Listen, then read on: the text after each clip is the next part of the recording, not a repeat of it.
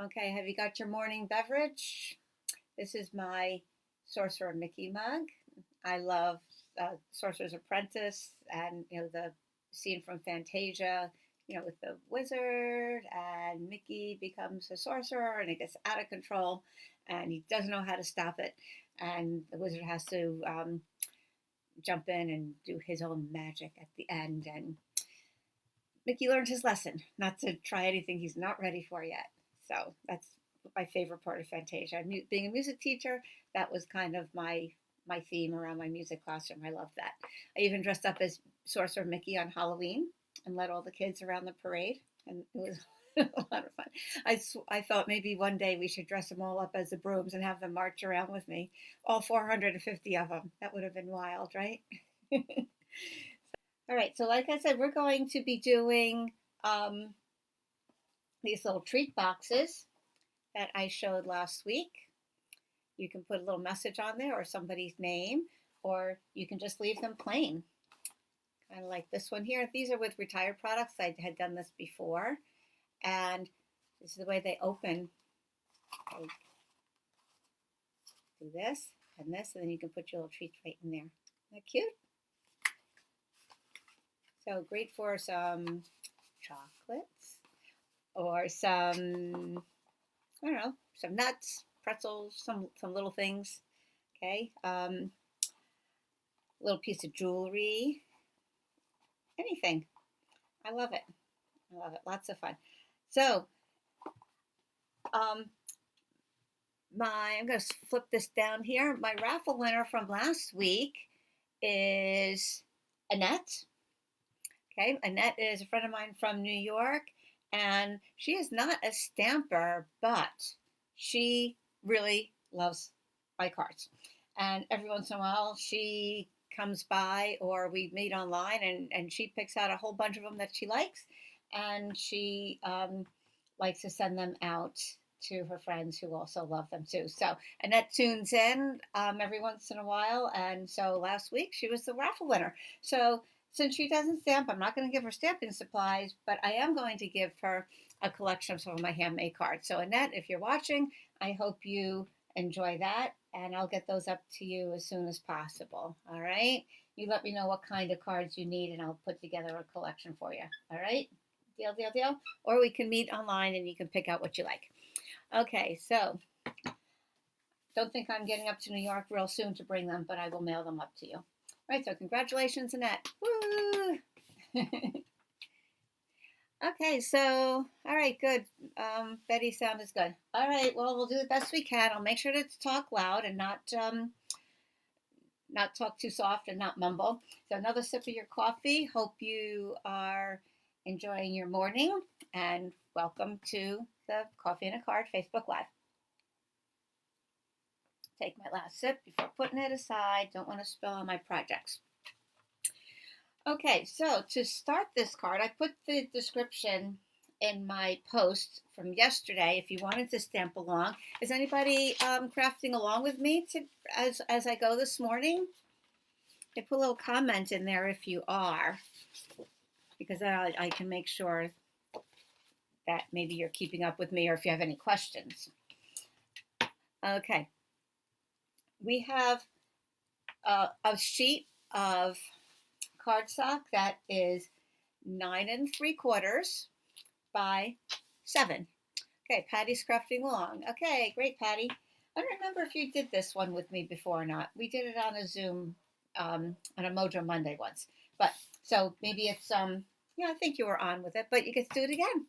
All right. So 9 3/4 by 7 is what you start off with, and you will need your paper trimmer to score along with me. Okay, I didn't score it ahead of time because I wanted everyone to see how it's done. So with your scoring tool, we're going to make a grid of some horizontal and some vertical scoring lines. And we are going to start at 2 inches.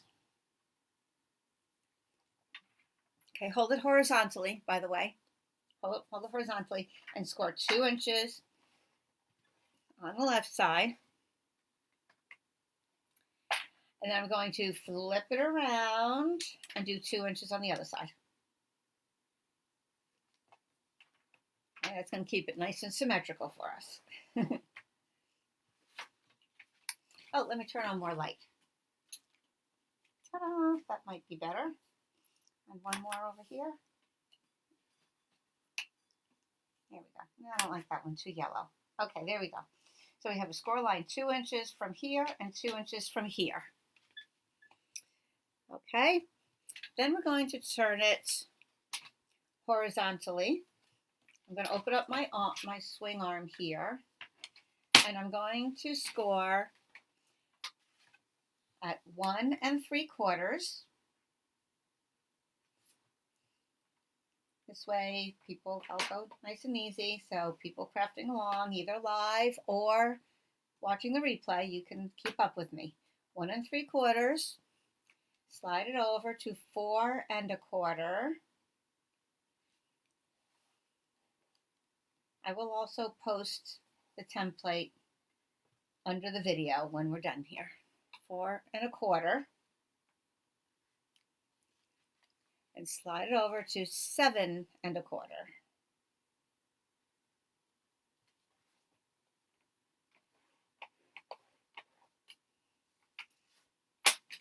Okay, so now we have a grid of 4 squares across this way and 3 this way. Now they're not all even, so don't think that, oh my gosh, the one on the side here is smaller than the one over here. That's okay. It's supposed to be, because this is going to be the flap on the lid. Okay, so here is what we did. This is what I'm going to show you. I'm going to post this on my in the comments underneath here. Okay, so we have the measurements. The whole thing is 9 3/4 by 7, and we scored 2 inches down this way, 2 inches down this way, and then held it this way. I scored 1 3/4, 4 1/4, and 7 1/4. Okay, hope that makes sense. All right, and then what we're going to do is we're going to cut away the 4 corners. And you notice they're not all equal. This top right, we're going to remove the top 2 squares.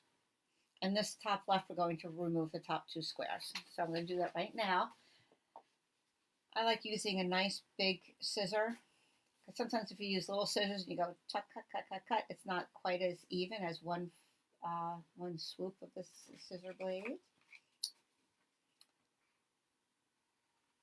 I'm just cutting right on those score lines. See, those are the 2 squares I cut away from the top. Do the same thing on the other side. I'm calling it the top because we're going to think of the top as the part that has the 1 3/4 up here. Notice down here, the bottom square is bigger. I'm calling the top the part that's going to be the flap. Okay, so we'll cut the other side away. Okay, everybody still good? You can see and hear me? Hope so. Technology, it gets the best of us sometimes. All right, so these I'll just save for another day. Put them in my scraps. Okay, so just to review, we removed this and we removed this. Okay, now we're going to remove the bottom 2 squares. Just the 1 square each. So cut right on those score lines.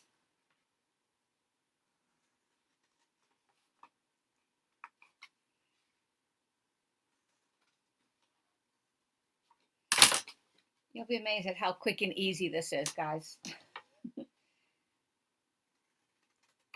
Looks tricky, but the hardest part is deciding how you want to decorate it. Okay, this is balmy blue. Did I tell you that? Okay, so this is what we did. This is what we're left with. Kind of like an inverted cross. Okay. Remember, the top is the part that's that little flap there. Okay, so now we need to do one more scoring, but it's going to not be with our scoring tool here. Maybe I should have mentioned this to you. Actually, maybe you could manage it with your trimmer. What we're going to do is I'm going to find the middle of each of these here. I'm going to put a little pencil mark on there. Or you can just put a little nick with your fingernail or bone folder, whatever. So I like to, I know it's a little off camera, but at the top here on my grid paper, I show this all the time. I think people forget about it sometimes. Your grid paper has a regular ruler across the bottom from 0 all the way up to 16. At the top, you have 0 in the middle, and then the measurements go out to 8 and 8 on either side. So if you're trying to center something, you can easily find equal amounts on either side of that 0. Right, even it goes all the way down here, that dark line, that's your 0 line here. So I can make sure I'm at 1.5 on each side because this little measurement here ends up being 3. Okay, so you could put, just a little mark with your fingernail or with a pencil. Not going to be seen, or you can always erase it later. Okay, same thing on the other side. I don't even have to flip it because I can see the line down here. I'm just going to mark that. Okay, so we found the midpoint. And then what we want to do is make a score line from that point down to this corner here. And then same thing on the side. So this is what's going to make our triangle.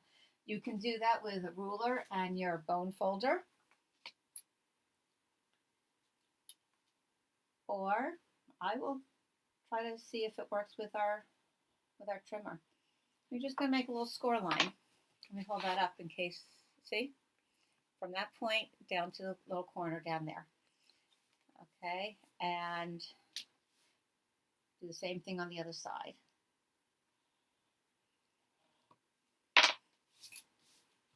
I was talking with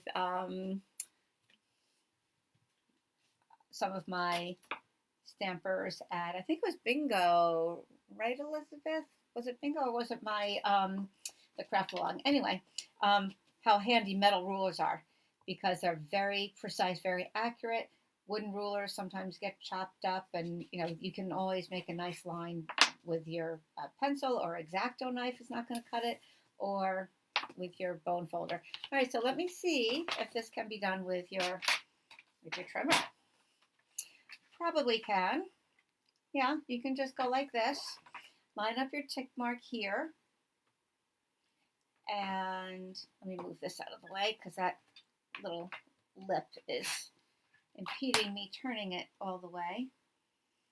Okay, so I'm going to line up the corner, the inner corner here with that tick mark there and make my little score.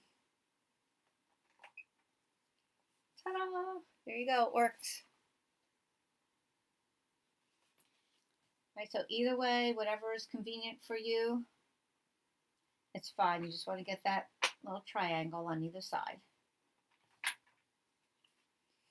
Okay, there we go. Got that, and we got that. Okay, time to crease your score lines now. Burnish those score lines. And I know there's, remember when you fold, it seems counterintuitive, but it does get a nicer crease if you fold with the mountain side, with the bumpy side of your score line on the inside.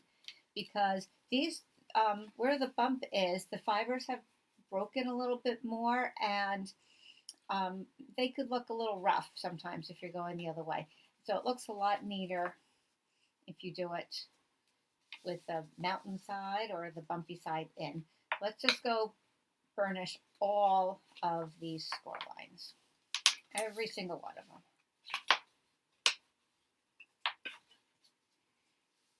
Oh, join the club, Elizabeth. Technical difficulties. I'm glad it's not just me. Yep, I got it. Talked about technical difficulties. I'm going to switch my glasses here. Put on the ones that are better for my close-up graphic. Oh, that's so much nicer. Okay, so we're creasing all of these score lines here. Okay, Elizabeth, you'll be able to catch the beginning on the replay. Not a problem. Oh, I forgot to do this one. Okay, so this is what we're left with. And the box is going to go this way. Remember we said think of this as the top where the little flap is? These are obviously the sides. And this part here is going to fold up. And the only gluing, besides decorating it, only gluing to hold the box together is going to be on these front corners of these triangles. Okay, just these front triangles here, not the back ones, just the front. If you do the back ones, it won't open very, very well because you'll be left with this and you won't be able to open it up. So it's going to open from the back and this will be the front. But before I do that, we're going to decorate it. So I did this at a stamp camp that I had recently, last Thursday. Well, I've had a lot of classes this week. It was fun meeting with a lot of people. I did stamp camp on Thursday. Had some people to my house for the first time in a long time. It was so nice. And then Friday morning with with you guys, and then Monday morning, I do Mojo Monday with my New York stampers, and then Monday night we had bingo, and Wednesday we had a craft along for my April and May customers, and then here we are today. So busy, busy, busy. Alrighty. So, by the way, craft along with me. If you are one of my customers on a particular month, you get to craft along with me the following month. So you can you keep that in mind. It's a special little perk and little something I like to do for my customers. We just got to hang out. I showed some designs, and some of the girls crafted along. All the girls who joined crafted along, and followed my lead a little bit and did some of their own stuff. So it's just like a fun little get together. Very casual, not a formal tutorial. And we get to chat, and I get to know you a little bit better. So I like that. All right, so here we go. We have 1, 2, 3, 4, 5, 6, or you can do with 5 of these pieces of designer series paper. Now these all happen to be the same pattern, and you can do the whole box in the same pattern, or you can choose to mix it up and alternate the patterns a little bit. So let me just show this one I did in the Daffodil Delight. I used all the same paper all the way around. Okay, and that looks really cute too. Same thing with this one with the Like an Animal for that little chic look. Same paper all the way around. Oops. And then these two, I mixed up the papers a little bit so that there's some contrast. All right. So now the biggest one is going to go on the bottom. So you might want to think about where you want where you want these different papers. You will definitely want the flap to be different than what's on the front. So if you have your 2 3/4 inch total square is going to be on the bottom. I'm just going to lay that there till I figure out what I want where. Your flap you'll want different from this if you're going to alternate them at all. So I have to decide. I'm just going to flip it around because I like both sides of these designer series paper. I can have the plain one there and have the flap, the flowers, or do I want it the other way around? Oh, there's the fox that way.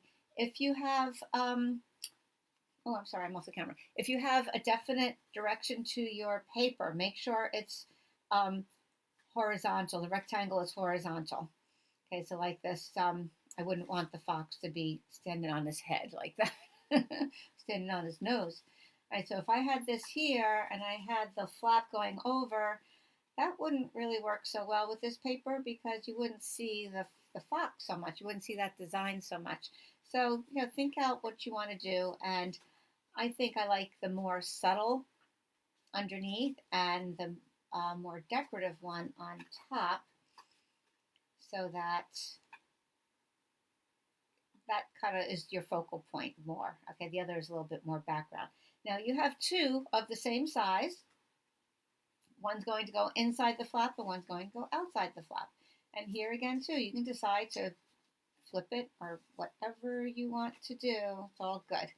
Now this one has a little fox on it, but I wasn't really thinking when I cut it. I just cut for the size. So I cut his little nose off. So I don't think I want that on the front. I'm going to put that one on the inside, and I might flip it around the other way. So let's glue down the flaps first. I'm going to open this up a little bit, and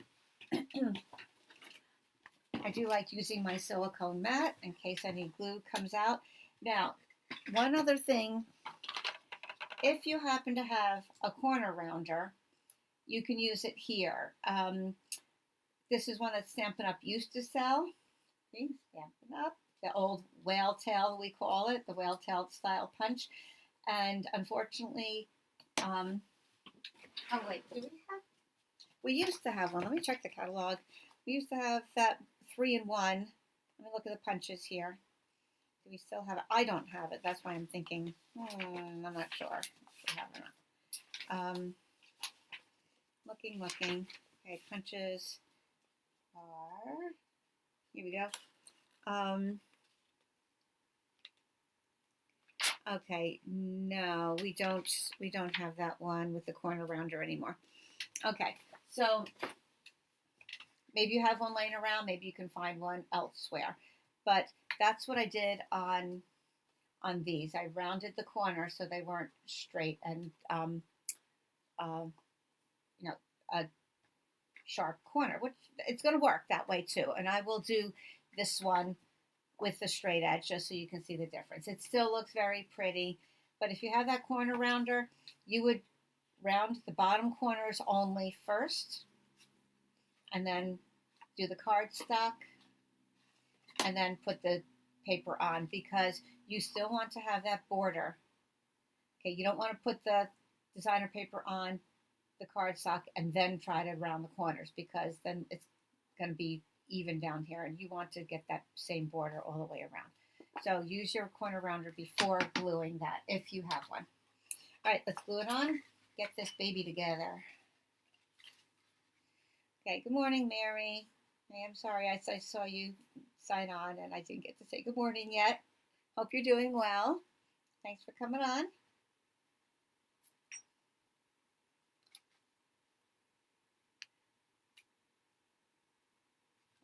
Okay, Countryside Inn is the designer series paper I'm using. It pairs nicely with the Boho Blue, Misty Moonlight, Night of Navy, and this Balmy Blue. Okay, now the inside I'm going to put the fox with his nose cut off. I'm going to flip that around. Have the contrasting side on the inside. So if that matters to you, make sure you're aware of how you're cutting your paper. All right, every one of these designer series papers is 2 3/4 wide, but then the other pieces obviously are different because they're all 2 3/4 wide, because they're going to fit on this 3-inch section. So that makes sense, right? 1/4 inch less. All right, so this one, let me just double check, 1.5, I believe. Yes. Okay, 1.5 by 2 3/4. The next one is, again, 2 3/4, but this one is 2 1/4. 2 3/4 by 2 1/4. Okay, you have these in the measurements I gave you yesterday. I said if you want to craft along, have this ready. And you have 2 of those. So one for here and one for here. And then your one that's totally square is 2 3/4 square, and it's right there. And I said you could have an extra one of these that's 2 1/4 if you wanted to put another piece on the inside. All right, so before you put your paper on, make sure you're in the right direction here. So I'm going to put my subtle piece on the front so that that gives nice contrast, just like that. I know, sometimes I overthink things, but, sometimes if I don't say, then somebody might not have thought of it themselves. So just I try to cover the bases. You kind of learn that when you're an elementary school teacher. Because there's always somebody that's not going to quite think of something or get something. Okay, so I'll be doing that. And the square goes on the bottom. I think I'll put the foxes on the bottom. It doesn't matter what direction that goes.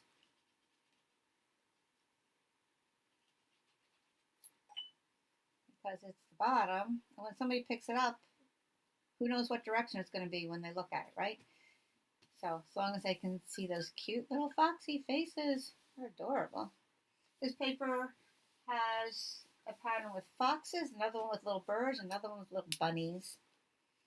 They're really, really sweet. Okay, so now we have to do the back. And again, you can decide which one you want and which one you want inside. So it doesn't really matter. Hey, these happen to be the same pattern. Look at that. Same cut. Okay, probably from 2 different sheets of paper, I ended up with the same thing. All right, so maybe I'll put this one on the inside because it'll contrast with this and that. I'll put that little foxy guy there, or gal.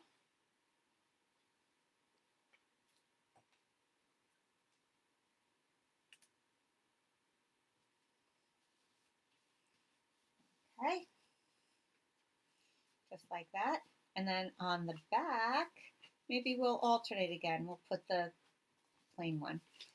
No matter what you choose, it's going to be beautiful.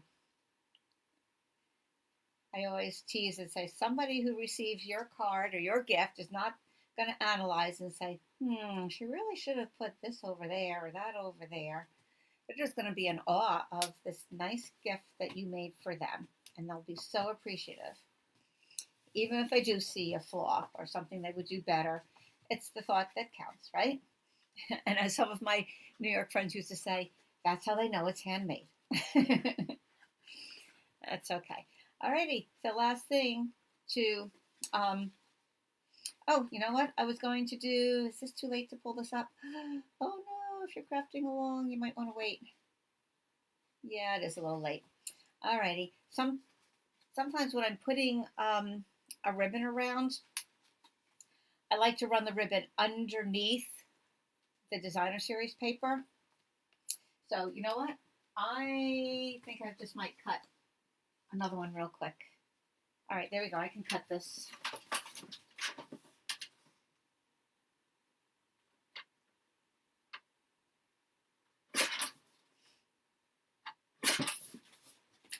Okay, you know what? I'm going to put it right over. No one will know the difference. Okay, I'm going to use the crinkled seam binding ribbon, and I'll need about 22 inches. So I measure on my grid paper 16 and 6. Use my fabric scissors to give that a little cut. And I'm going to find the middle of it. Just like that. And then I'm going to put the middle of the ribbon in the middle of the card. So pretend this doesn't have the paper on it yet. Okay, it's going to be in the middle of the bottom. I'll put a little bit of glue on there. Okay, it doesn't have to be exact, but get sort of close. All right, and then I'm going to put my paper over that. Sorry about that first, guys. I was just so excited about getting that paper on there. Okay, hey, that happens to be the same one too. Look at that. Like it never even happened. Don't tell anybody.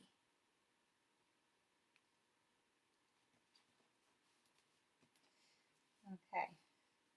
Seems like I've been making lemonade a lot lately out of lemons, of little glitches here and there. All right. See, now your ribbon is secure, and when somebody unties it, it's not just going to go flying and you have to go looking for it. So it's all secured down there. Okay, I'm happy now. Then, remember, this is our lid with the little flap, and we're only going to put glue on here and here. Just on the front. And I like to do both at the same time. I like to use my liquid glue because there's some wiggle room. I might have to adjust a little bit. Get the ribbon out of the way.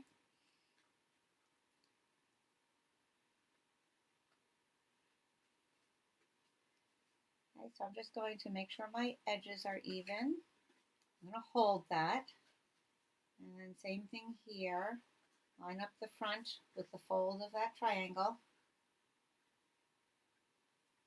Just hold it a minute so the glue dries. That's the one down part about using glue. You do have to wait a second. It does grab pretty quickly that you can let go, but it might shift a little bit. But again, sometimes you need to do that, right? Okay, so here's how the box ends up. You put your little goodies in there, and you can close it up. Right, so no glue here because you want somebody to be able to open it. Now, if you wanted, if you have, those rolls of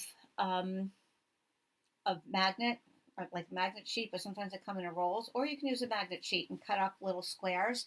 You can sneak a little piece underneath this DSP and a little, or underneath this DSP, rather, underneath here, and underneath here, so that maybe you don't need a ribbon and it'll just hold closed. Now, it's going through paper,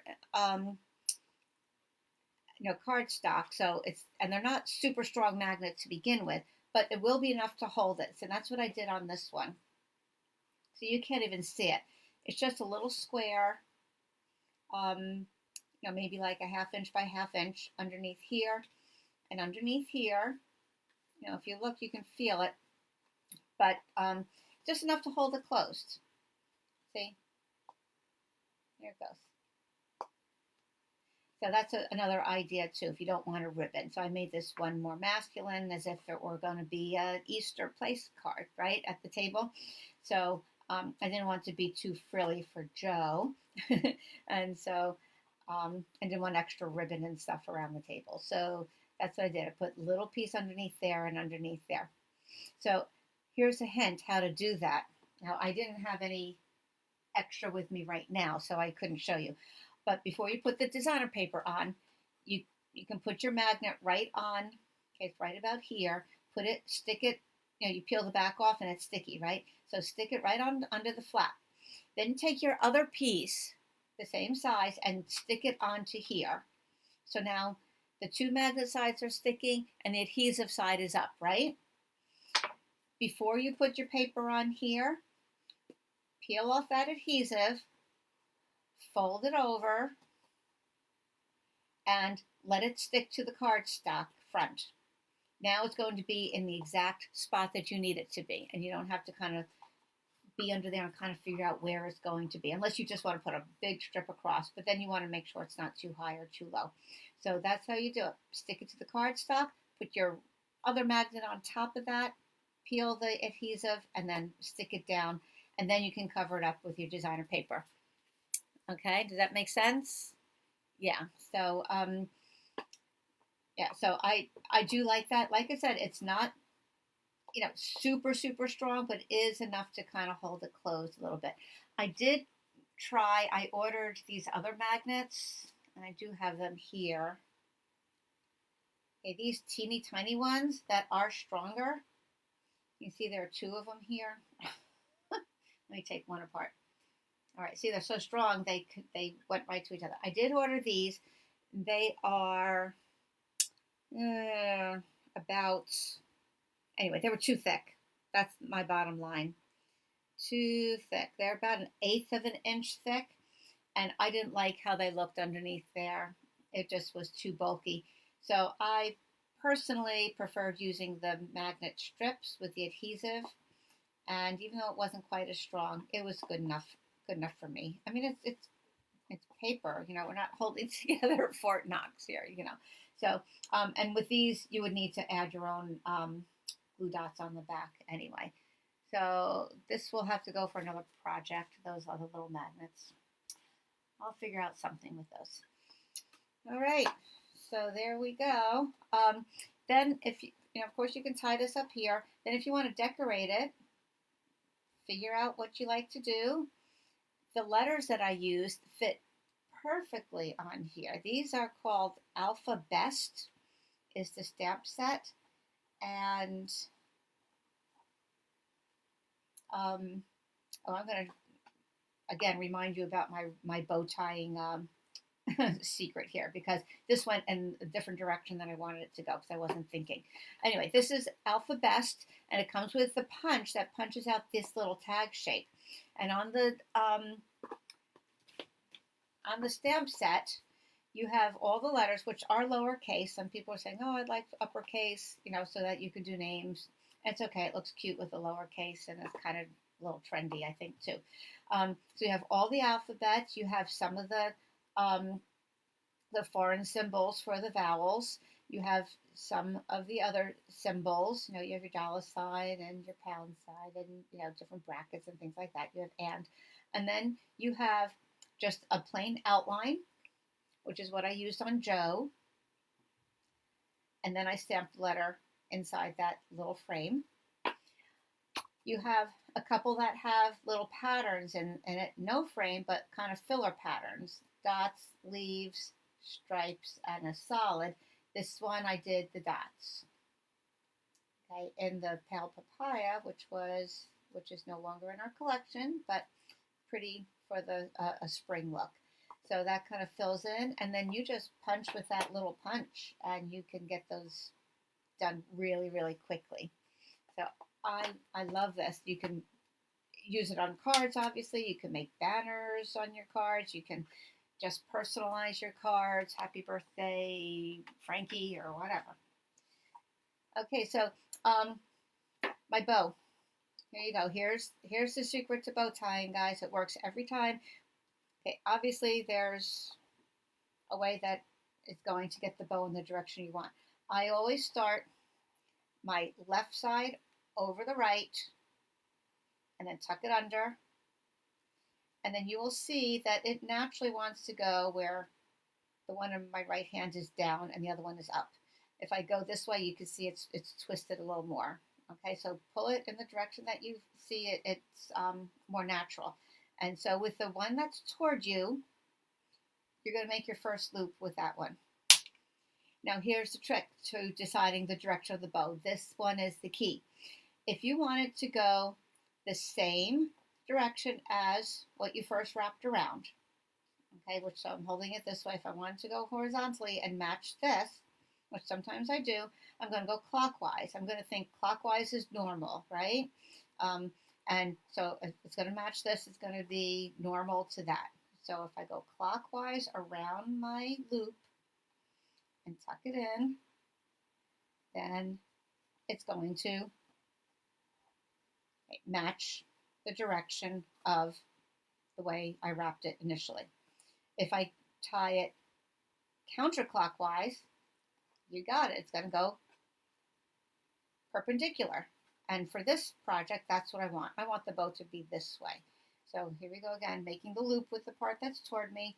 I'm going to go counterclockwise because it's opposite, right? Counterclockwise is opposite of clockwise. So counterclockwise is opposite of the direction of my loop. So counterclockwise around. I love this ribbon, but because it's so fine, sometimes a little tricky to manage. That's okay. Around this way and tuck it through, and then the bow's going to go in the other direction. So it's all about the direction that you wrap it. If you commit that, those steps to memory, you won't have to figure it out each time. Okay, you have the method. Okay, I'm going to keep these. I like them a little bit long. It looks a little flowy. And of course you can decorate it any way you like. I'm going to try, just real quick, put some flowers on here. I'm going to stamp with Petal Park. This is a set that came out in the Spring Mini. And I said, oh, look how adorable that is. It's so cute. I love it. But I was thinking, you know what? I have a lot of flowers. Right? Don't we all? We all have a lot of flowers. But I kept looking at it. I love that it coordinated with the punch. I finally said, that's it. I'm getting it, and I've been using it so much. I am so glad I did. I am so glad. The flowers are, and you've seen me use it before too. The flowers are all 3 in 1 stamp. Okay, this one I used a lot with reds and pinks. So that's why it got stained. It still works. Don't think it's not going to work. And it's the color does clean off. It just stains a little bit. So what can you say? All right, well used. Okay, so I'm going to stamp that in the Bonnie Blue and then punch it out. Get in the habit of closing your ink pads right away so you don't make a mess of your project or your hands or your desktop. And then look how that all punches out at one time. I do love our die cuts, but you know what? I love this because it's so quick and easy. I love punches. I love them. Okay, pop. And then we can decorate our box a little bit that way. You can layer the flowers. You can put, I'm going to put one up on top, one below. Because I'm not covering any foxes here, it's all good. I am going to just take my pencil eraser and push into that flower a little bit. We did this at our bingo night. I showed how to do some pop-up flowers here. And I'm going to do the same thing here. I'm going to give a little dimension. I'm going to connect it with, you can glue it straight down if you want, but because I want dimension, this is 3-dimensional already, so I don't have to worry about bulk like I would on a card. I'm going to add a dimensional dot in there. So the layer of the flower is going to really look like it's popping up more. And then I might just actually glue that down because I don't need it sticking up from the box. So either glue or use your glue dots. Actually, you know, let me do glue dots because it'll stay on quicker. I'm going to put 2 on here. It's a little bulky. Here's the secret, guys. Bring your thing that you want to glue to your glue dot, press it down, pull it up, and then it's on there. So if you don't use glue dots, that's the way to do it. All right, then I'm going to fluff up the flowers a little bit. And then this one I'll put down here with a mini glue dot. Use your pick tool.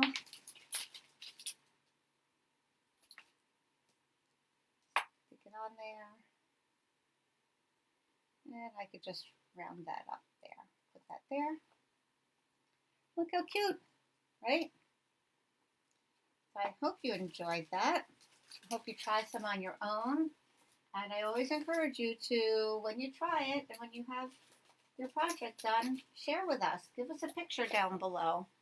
And we'd love to see your version. I love to see your version. And some people feel a little self-conscious or you don't feel confident that yours is good enough. Not to worry. You know what? It probably, I'm sure it is very good. So, and it's all, you know, sharing ideas. It's what we love to do. So really, and enjoy that. Okay, good, B. I'm glad. I try to mention that each time because I'm going to just flip back to my laptop here so you can see me there. I kind of struggled with that for a long time, and I said finally, you know what? There's obviously a correct way to do it so that you're going to get it right each time. So once you figure out those steps, then it's you just do it all the time, and then you got it. So remember, clockwise, make the bow, make the loop with the part that's down toward you. Clockwise if you want it the same direction. Counterclockwise if you want it opposite. Makes sense, right? Makes sense. Okay, so I hope everybody has a wonderful weekend and stay safe. If you're in the U.S., it's Independence Day. We are fortunate to have such freedoms to celebrate and time with family, and hopefully the weather will be good. I think it's going to be good here in Maryland. So I hope it's good for you too. My town likes to do big parade, and it's a small town, but for a small town, it's a big parade. They love it. My some people in town start setting up chairs along the curb 6 weeks ahead of time. Yeah, back in May, they were setting up their chairs, and God bless them, they stay. Nobody takes them, nobody moves them, nobody damages them. That's what you love about a small town, right? So yeah, so they're sitting out there. Sometimes they decorate them extra fancy, or they put little cardboard cutouts there as if someone's sitting there already. So it's really cute. And they have a big parade, and there's big fireworks at the high school, which I can walk down my block and see from the hill that I'm on, so I don't have to go down to the crowd. So that's fun. Hope you have a great time, and we'll see you next week. And so thanks for tuning in. Alrighty, if you leave a comment below during the live, remember, I'll give you a few seconds. You're in my raffle. If you're watching the replay, I'm sorry, not in the raffle, but I do appreciate your feedback and your comments, and I read every single one of them and try to reply as well. Okay, guys, so have a great one. Thanks for coming on today. Bye-bye now.